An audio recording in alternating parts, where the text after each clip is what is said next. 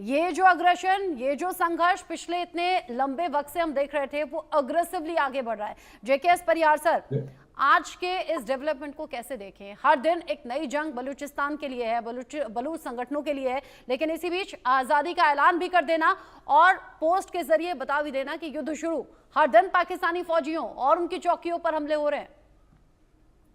देखिए, बलूचिस्तान मैं समझता हूँ कि ब्रिटिशर्स जो जानबूझ के परेशानियां इस पूरे भारतीय उपमहाद्वीप में छोड़ के गए हैं, ये एक उसका एक बहुत बड़ा ज्वलंत उदाहरण है। बलूच एक बहुत ही मेहनती और काफी शक्तिशाली कौम रही है, और उसको पहले जो है उन्होंने 3 पार्ट में डिवाइड हो गए। अफगानिस्तान और ईरान ने करा, अगर आप सदियों का देखिए तो ये पिछले करीब बलूचिस्तान के लोग करीब 1000 साल से अपनी लड़ाई लड़ रहे हैं। 1877 के बाद में ब्रिटिश जो है उन्होंने इसमें बलूचिस्तान में काफी कुछ चेंजेस किए, और उन्होंने कोशिश करी कि बलूचिस्तान को किसी तरह से डिवाइड किया जाए। और उन्होंने जो कलात प्रोविंस बलूचिस्तान का रहा है, वो कभी भी जो है ब्रिटिश इंडिया के उसमें रहा नहीं है। उसका स्टेटस बिल्कुल अलग रहा है। आप इतिहास देख लीजिए, सारे डॉक्यूमेंट्स इस बात के वो हैं, और कुछ हद तक ब्रिटिश सरकार ने भी इसको 1916 के आसपास इसको एक्सेप्ट किया था कि इसका एक स्पेशल स्टेटस इसका उसमें काबिल किया गया है।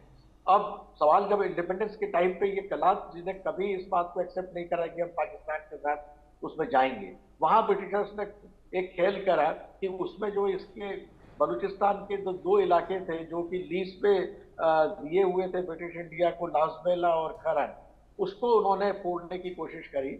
और अहमद यार खान साहब ने जो कि कलात के थे, उन्होंने जो है अपनी इंडिपेंडेंस जो दी हुई थी और वो उसमें कायम रहे। जिन्ना जी ने तमाम इन दोनों दूसरे लोगों को जो लास बेलास और खरन के, उनको पकड़ के और किसी तरह से फोर्सफुली उनको इस बात के लिए कन्विंस किया कि आप हमारे साथ आइए। कलात रहा नहीं। तो बलूचिस्तान टेक्निकली कभी भी पाकिस्तान का हिस्सा था नहीं, और इन्होंने फोर्सफुली कहा कि नहीं, आपको तो ये है भारत और पाकिस्तान में से एक चुनना ही होगा, हम आपको इंडिपेंडेंस नहीं देंगे। जो उनका वाजिब हक था। जिन्ना साहब ने पहले एक्सेप्ट किया कि हम इनको देंगे, बाद में वो पलट गए और उन्होंने जिस तरह से डायलॉग चलाए और उसमें लासबेला और करान को अलग करा, इनसे छुड़वाया, वो एक बहुत बड़ी कॉन्स्पिरेसी रही है। तो अब जो हालात जो बलूचिस्तान का जो डिक्लेरेशन हुआ है, ये एक 75 साल के लगातार चल रहे वाले संघर्ष का एक उसमें एक बहुत अच्छी बात हुई है। मगर अब अगर हम देखें उनकी तरफ से लिबर्टी के लिए चल रहे हैं, इशू जब आता है, जो सबसे बड़ा इशू ये है कि ये मटेरियलाइज कब होगा और कैसे होगा।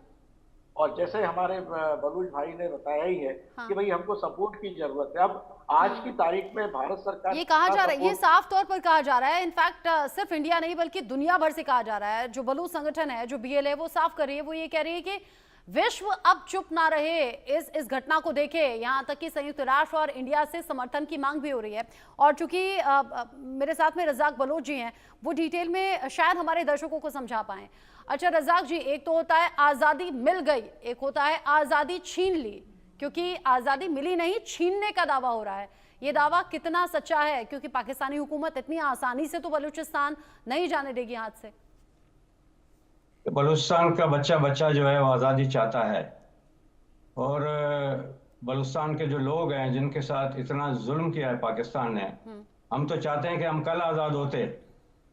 मैं वही एक्सप्लेन कर रहा हूँ कि आज़ादी के लिए जो स्टेप चाहिए हैं, जो कदम चाहिए हैं, उसमें आपको एक होस्ट कंट्री चाहिए। हम उम्मीद रखते हैं कि हिंदुस्तान जो है वो हमारे लीडरशिप के साथ बात करेगी, और कुल्लम कुल्ला मुल्ला मुनीर जो ये कहता है कि मेरा शहरक जो है कश्मीर है, और कश्मीर में जो लोग लड़ रहे हैं वो मेरे भाई हैं, तो वो इस तरह से कुल्लम कुल्ला जब वो कश्मीर की बात करते हैं, तो फिर आप जो है एक हमारा जो मुल्क है जो छीना हुआ है पाकिस्तान ने, उसके लिए खुल्लम खुल्ला आप क्यों हेल्प नहीं करते हैं? हमें यूनाइटेड नेशन में हेल्प करें, हमें वो हथियार दें जिससे हम पाकिस्तान के फौज को अपने सरजमीन से भगा सकें।